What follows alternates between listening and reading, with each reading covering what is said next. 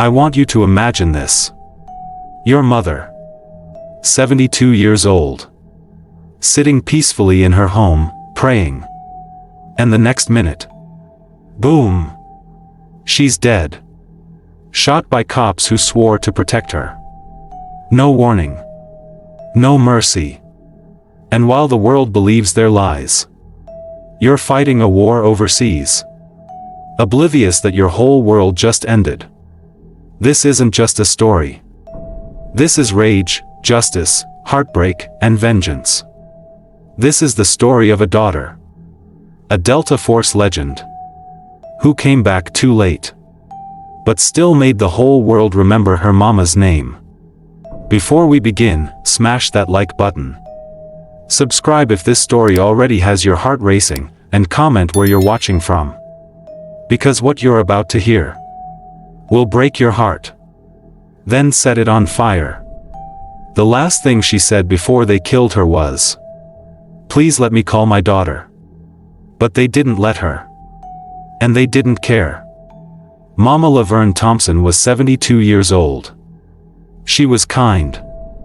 She helped people. She had soft hands and a soft voice. Everyone in her neighborhood loved her. She was not a danger to anyone. That morning, she was at home in her favorite chair, holding her Bible. Her daughter, Nyla, was far away, working as a soldier for the U.S. Army. Mama Laverne missed her every day. Then, something terrible happened. 2 white police officers came to her house. Their names were Officer Brandt and Officer Monroe. They said they got a call about a loud noise from Mama's house. But that was a lie. There was no noise. There was no danger. They didn't knock on the door. They broke in. They shouted at her. They pointed guns at her. Mama Laverne stood up and said in a quiet voice, "Let me call my daughter.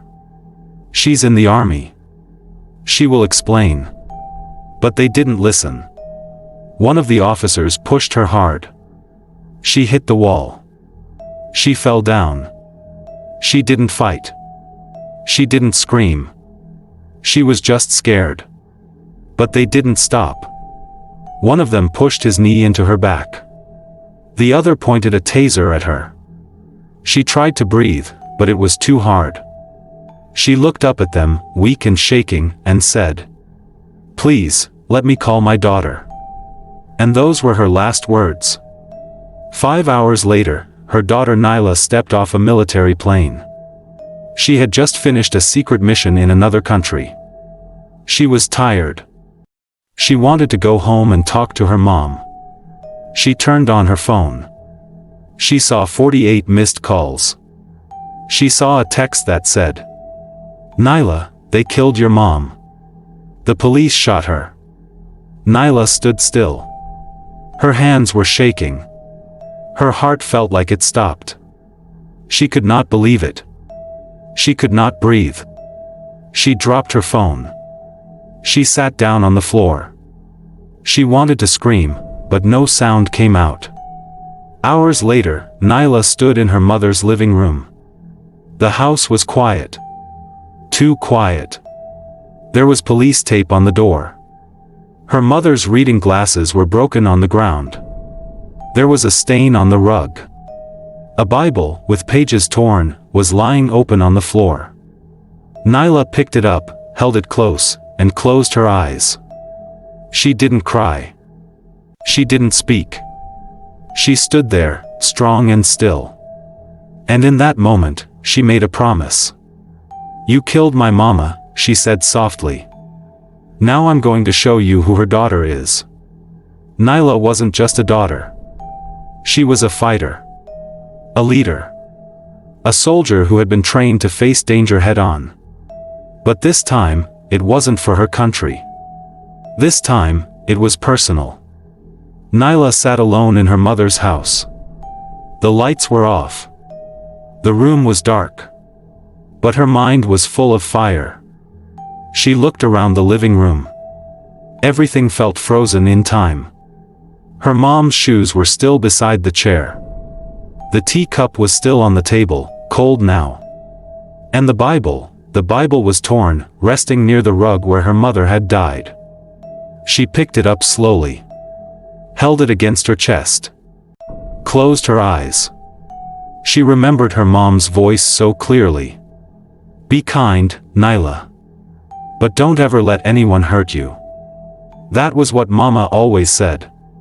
Now she was gone. Gone for no reason. And the men who killed her were still free. Nyla stood up. She was no longer just a daughter in pain. She was now a woman with a mission. People in the neighborhood had seen everything. A boy from across the street had recorded part of what happened on his phone. The video showed her mother begging. The video showed one cop laughing. And worst of all, the video showed them walking away, leaving her mother on the floor. Nyla watched it once. Her hands shook.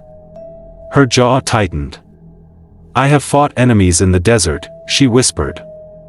I have led soldiers through gunfire. But I've never been this angry. Nyla was not just any soldier. She was part of Delta Force, one of the most secret, most powerful teams in the U.S. Army. She had learned how to move like a shadow. How to survive behind enemy lines. How to find the truth, and make people pay. She had saved lives. Now she was going to save her mother's name. The next morning, Nyla went to the police station. People watched as she walked in. She wore a plain black hoodie. No uniform. No badges. But something about her was scary. She asked to see the police chief. They told her to wait. She didn't. She pushed the door open and stared the chief in the eye. My name is Nyla Thompson, she said calmly. You may not know me. But I promise, you'll remember me. The chief looked confused. He said, I'm sorry for your loss.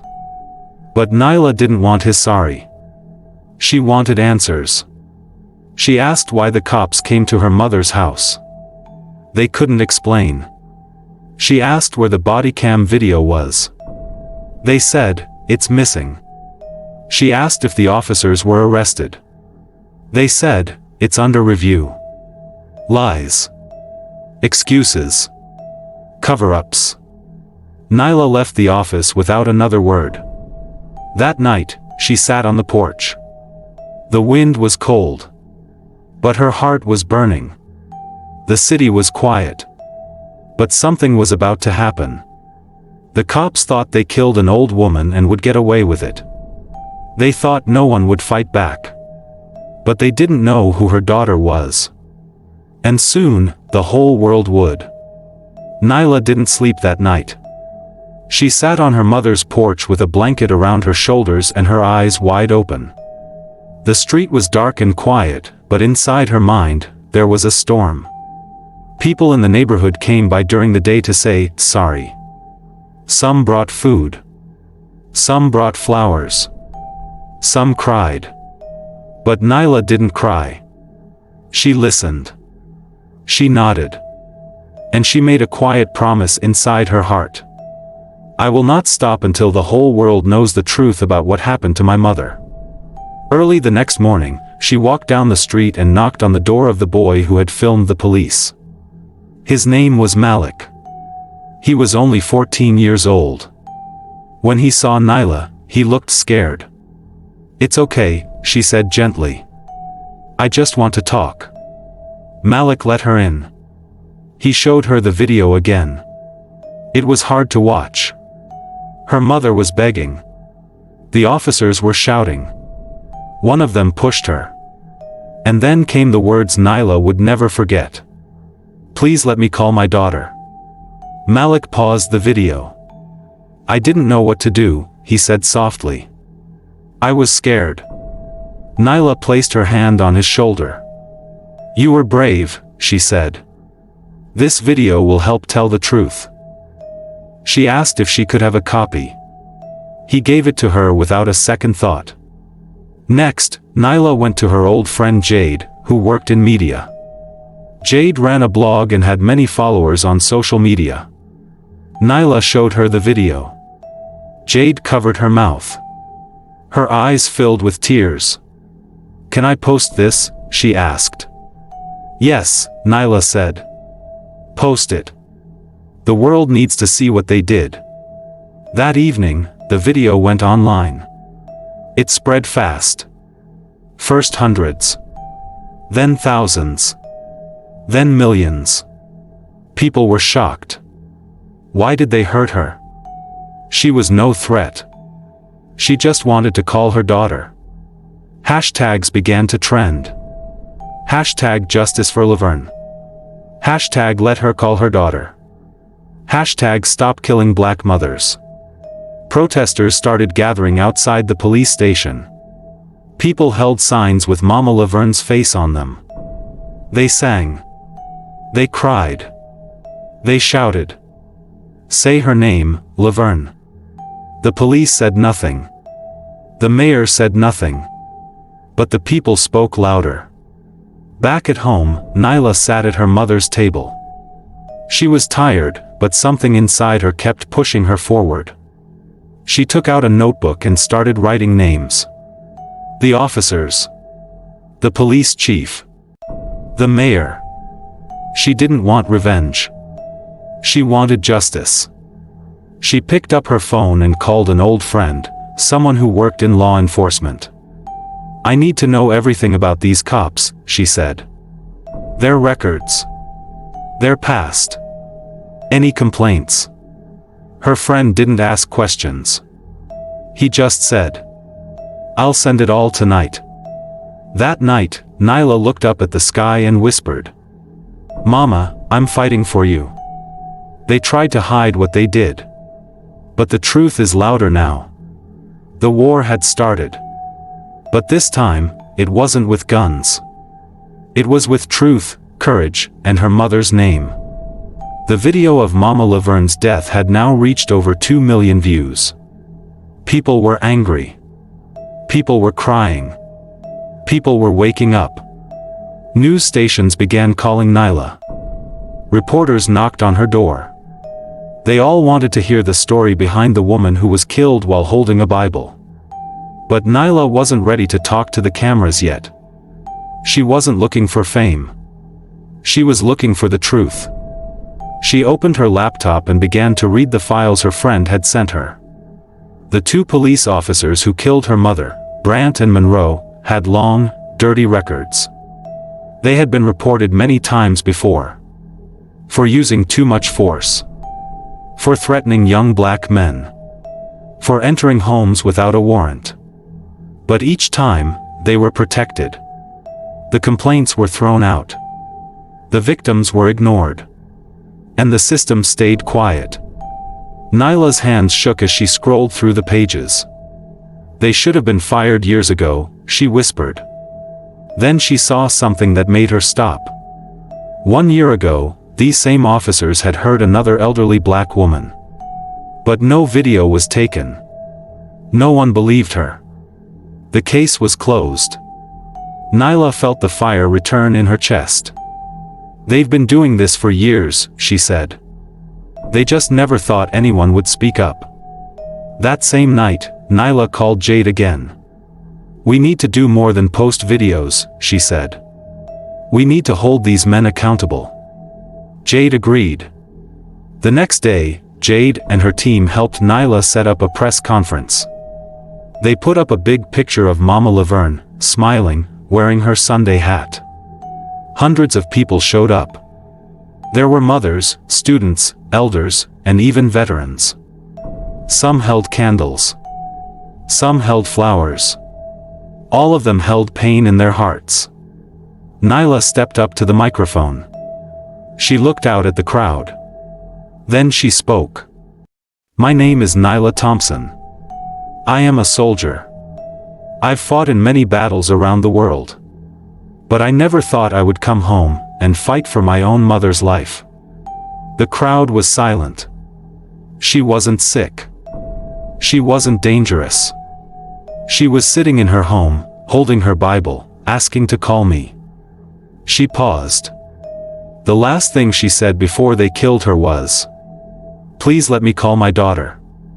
Gasps filled the air. Many people began to cry. Nyla wiped her eyes, but she didn't cry. She kept going. "We will not let this go quiet. We will not stop until those officers are removed, arrested, and tried in court. We are not afraid. And we are not alone." The crowd clapped. People began chanting, "Justice for Laverne! Justice for Laverne!" The protest grew larger that day. Police tried to block the roads, but the people stood strong. They marched. They sang. They told the world, "This time, you will listen." At the police station, officers watched from inside. They looked nervous. One of them whispered, "This is getting out of control." But Nyla smiled to herself when she heard that. Because it meant one thing. They were scared. And for the first time in a long time. They should be. The protest outside the police station didn't stop. It grew bigger every day. People brought drums, banners, and loudspeakers. They chanted Mama Laverne's name. They demanded answers. But the police kept hiding. They stayed inside their building with locked doors and silent mouths. They thought the storm would pass. They were wrong. Inside the police department, officers were starting to turn on each other. Some didn't agree with what happened to Mama Laverne. They had seen the video. They had heard her voice. "Please let me call my daughter." That one sentence had broken hearts across the country. One young officer named Emily couldn't stay silent anymore. She had worked there for 2 years. She had never said anything before. But this time felt different. She sent an email to Nyla. Subject line, "I saw what happened. I'm ready to talk." Nyla was shocked. She met Emily at a small coffee shop late at night. They sat in a quiet corner. Emily looked nervous. She kept glancing around like someone was watching her. "I'm risking my job," she whispered. "But I have to tell the truth." She slid a small flash drive across the table. "What is this?" Nyla asked. "It's the full body cam footage," Emily said. "The part they tried to delete." Nyla's hands shook as she took the drive. "Thank you," she said. "You're brave." "No," Emily said. "Your mother was brave. I'm just doing what's right." That night, Nyla watched the video in her car. Her eyes stayed wide. Her fists tightened. There it was. Clear. Unedited. The truth. Mama Laverne sitting calmly. The cops yelling. Pushing her. And her voice saying, "Please let me call my daughter." There was no weapon. No threat. Nothing but fear and pain. The video ended with the sound of her body hitting the floor, and silence. Nyla called Jade. "We need to post this now." "Are you sure?" Jade asked. "This could change everything." "I'm sure," Nyla said. "They wanted to hide it. We're going to show it." The next morning, the video was everywhere. News stations played it. Talk shows discussed it. Celebrities shared it. Even people in other countries were watching. The hashtags exploded again. Hashtag Justice for Laverne. Hashtag Let her call her daughter. Hashtag Truth can't be deleted. The mayor finally spoke. She looked into the camera and said, "We are deeply saddened. We will open a full investigation. The officers involved are now suspended." But Nyla didn't smile. "Suspended," she said out loud. "Not arrested. Not charged. Just suspended." It wasn't enough. Not even close. Later that night, Nyla stood in her mother's room. Everything was still in place. Her perfume bottles. Her church hat. Her tiny, worn-out Bible. Nyla sat on the bed and whispered, "I know you can hear me, Mama. They're trying to pretend this is enough. But it's not. I'm not stopping until they stand before a judge. And the whole world hears your story in court." She stood up, stronger than before. The system was cracking. The lies were falling. And the woman they thought was just a grieving daughter? She was just getting started. The day after the full body cam video was released, everything changed. People weren't just angry now. They were furious. They were done being quiet. They were done being afraid. The video showed everything. Mama Laverne was calm. She was kind. She was scared. And the cops didn't care. "Please let me call my daughter," she had begged. They didn't listen. They killed her anyway. Nyla woke up to hundreds of messages on her phone. Some were from strangers. Some were from news reporters. Others were from people saying, "I saw what they did to your mom. I'm so sorry. We're with you." One message caught her eye. It was from a lawyer named Marvin Blake. "I saw the video. I want to help you take this to court. For free." Marvin was a civil rights attorney. He had won cases against police officers before. He was smart, calm, and knew how to fight in the courtroom. When Nyla met him, he said, "I've seen a lot in my years. But what happened to your mother, it broke something in me." He paused, then added, "If we go to court, they'll try to drag this out. They'll lie. They'll twist the truth. But we will not let them win." Nyla nodded. "I'm ready." The next day, Marvin filed a wrongful death lawsuit against the police department and the two officers, Brandt and Monroe. And just like that, the cops started running. Officer Brandt deleted all his social media. Officer Monroe left the state. And the police department said they couldn't find them. But the people weren't fools. They knew what was happening. Now they want to hide, Nyla told Jade. They had the power to kill her. But they don't have the courage to face justice. Jade nodded. The world is watching now. Meanwhile, Nyla and Marvin gathered more evidence. They interviewed neighbors. They gathered past complaints. They talked to other victims who had been afraid to speak, until now. One woman cried as she told her story. "They pushed me to the ground last year," she whispered. "They said if I told anyone, no one would believe me." Nyla held her hand and said softly, "People believe you now." As the case grew, so did the pressure. Protesters marched every weekend. Churches rang their bells in Mama Laverne's honor. Children held signs that said, "Let her call her daughter." Then one night, a small miracle happened. Someone sent Nyla a photo. It showed Officer Monroe at a gas station in a nearby town, wearing a hoodie, trying to hide. She sent it to Marvin. And Marvin sent it straight to the court. The judge issued a warrant for Monroe's arrest. The next morning, he was caught trying to get on a bus. He wore sunglasses. But he couldn't hide from justice. The news spread fast. Officer involved in elderly woman's death arrested after viral video. The crowd outside the courthouse grew again. People cheered. They sang. Some cried. But Nyla stayed calm. "We found one," she whispered. "Now it's time to find the other." She turned to Marvin and asked, "What's next?" He looked at her with fire in his eyes. "We bring them to trial. And we make sure the world hears your mother's voice, loud and clear." The courtroom was packed. Cameras lined the back wall. Reporters whispered into microphones. Protesters stood outside with signs in the air. "Justice for Mama Laverne." The last thing she said was, "Please let me call my daughter."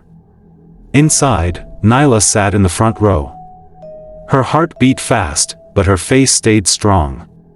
She wore her mother's favorite scarf. It smelled like home. It smelled like love. And today, she was wearing it like armor. The judge walked in. Everyone stood. Officer Monroe was led in next. His hands in cuffs, his face pale. He looked everywhere except at Nyla. She didn't blink. She didn't flinch. She just stared straight at him. Like a daughter who had nothing left to fear. The trial began. Marvin Blake stood up to speak. He walked slowly, holding a photo of Mama Laverne.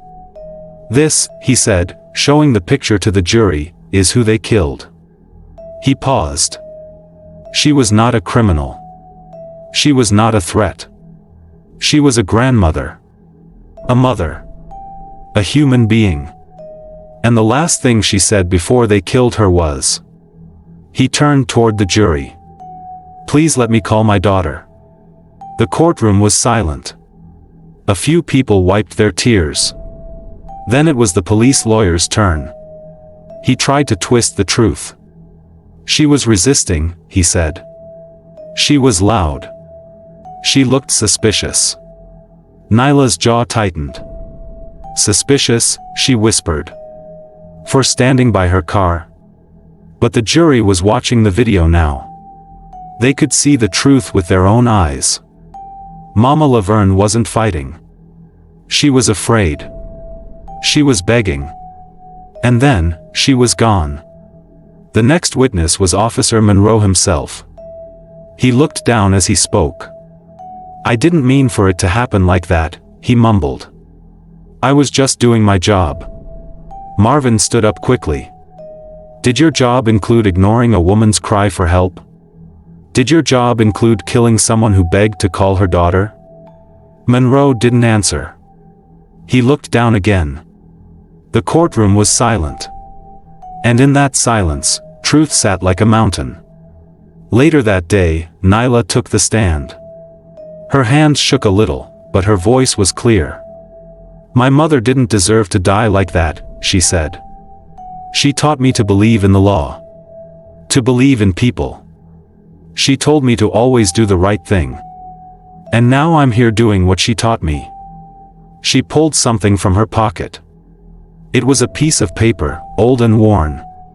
"My mom wrote this prayer a week before she died," Nyla said. She read it slowly. "Lord, keep my children safe.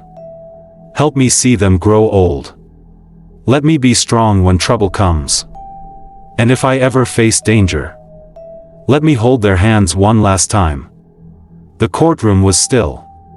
Even the judge looked away to wipe his eyes.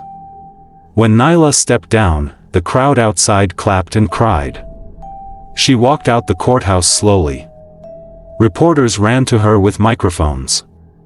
One asked, "What do you want to happen next?" Nyla didn't need time to think.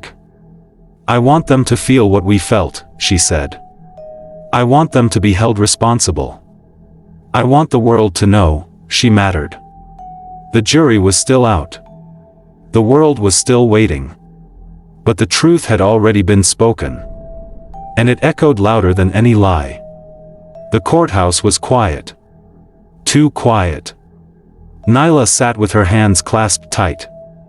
Marvin sat beside her, his eyes on the door. The jury had been gone for hours. Outside, people stood in the hot sun, holding signs and candles. Some prayed. Some cried. Everyone was waiting. Waiting for the answer to one question. Would there be justice for Mama Laverne? Suddenly, the courtroom doors opened. A bailiff stepped in. "They've reached a verdict," he said. Nyla stood up slowly. Her knees felt weak. But her heart beat strong. This was it. The jury walked in. One by one, 12 men and women took their seats. The judge looked at the paper in his hand. He read it once. Then again. He looked at Officer Monroe, then at the courtroom. "In the case of wrongful death, how do you find the defendant?" The head juror stood. Her voice was clear. Guilty. The room gasped. People cried. Some clapped softly. Nyla closed her eyes. She whispered, "Mama, they heard you." The judge looked back down. For the use of unnecessary force, guilty. For ignoring a civilian's plea for help, guilty. For ending the life of Laverne Brown, guilty. Marvin leaned toward Nyla. "You did it," he said quietly. But Nyla shook her head. "We did it. For her." Officer Monroe didn't speak. He didn't move. He just sat there, as if the weight of what he'd done had finally caught up with him. He was sentenced to 30 years in prison. Later that day, Nyla stepped out of the courthouse. Cameras flashed. Reporters shouted her name. But she didn't speak to them. She walked straight into the crowd. The people made space for her. And then they hugged her, one by one. Old men. Young girls. Mothers. Sons. They all said the same thing. "Thank you for fighting." Jade was waiting too. She hugged Nyla tight. "She's proud of you," Jade whispered. "I know she is." Nyla nodded. "I just wish she could have called me. Even once more." That night, Nyla went home. She sat on her bed, holding her mother's scarf. She didn't cry this time. She smiled. Because even though she was gone, Mama Laverne's voice had changed the world. In the weeks that followed, something amazing happened. The mayor passed a new law. Laverne's Law. It said that officers must allow civilians to call a loved one before arrest, especially the elderly. It also created a task force to remove violent officers from the streets. One little girl sent Nyla a letter. She had drawn a picture of Mama Laverne with angel wings. The note said, "Because of your mom, I'm not scared of the police anymore. I know there are good people like you. Thank you for being brave." Nyla held that letter close. She stared at the sky. And for the first time in a long time, she felt peace. A week after the trial, Nyla returned to her mother's house. Everything was quiet now. The front porch still had Mama Laverne's rocking chair. The flowers by the steps had started to bloom again. And her scarf still hung on the back of the door, just like she left it. Nyla stepped inside. The air smelled like warm tea and old memories. She walked through each room slowly, touching the walls, the photos, the books. Everywhere she looked, there was a piece of her mother. The prayer notes on the fridge. The church hat on the table. The jar of cookies labeled, "For my girls." Tears filled Nyla's eyes. Not sad tears. Just the kind that fall when your heart is full. She sat at the kitchen table, the same place her mom used to sit and talk. She remembered something. Her mom once said, "When I'm gone, don't let them forget me. Tell my story like a song." And that's when it hit Nyla. This wasn't over. Mama's story wasn't just about what happened to her. It was about how she lived. Later that day, Nyla called Jade. "I want to start something," she said. "Like what?" Jade asked. "A center. A place in her name. For elderly black women. For anyone who feels invisible." Jade paused. "That's powerful." Nyla nodded. She gave her life. "I want to give something back." 2 months later, the Laverne Brown Justice Center opened its doors. It sat on the same street where Mama had been taken too soon. But now, the building glowed with hope. Big letters on the front read. The last thing she said was, "Please let me call my daughter. We heard her. We will always hear." Inside, people came for help. Some needed lawyers. Some needed shelter. Some just needed to be heard. Nyla was there every day. She sat with grandmothers who had no family. She listened to young girls who were afraid of the police. She gave them her mother's strength. News reporters came from all over. One asked, "Why did you choose to lead this instead of going back to Delta Force?" Nyla smiled. "My fight used to be on the battlefield," she said. "But now, my mission is here, where voices are silenced. I'm here to make them loud again." One afternoon, a little boy came in holding his grandma's hand. He looked at a photo of Mama Laverne on the wall. "Who's that?" he asked. Nyla bent down and smiled.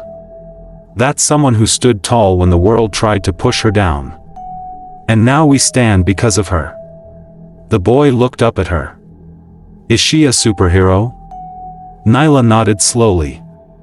"Yes, baby. She was my superhero." That night, Nyla stood outside the center. The lights were glowing. The air was calm. She looked up at the stars and whispered, "I did it, Mama. I hope you're proud." And though the night didn't answer with words, it wrapped her in peace. Like a hug. Like home. The sun was setting. Golden light poured over the roof of the Laverne Brown Justice Center. Nyla stood outside, watching as children played in the garden. Women laughed on the benches. Men talked calmly under the trees. No fear. No anger. Just peace. Exactly what Mama Laverne always wanted. Inside the center, something special was about to happen. A giant wall had been built in the hallway.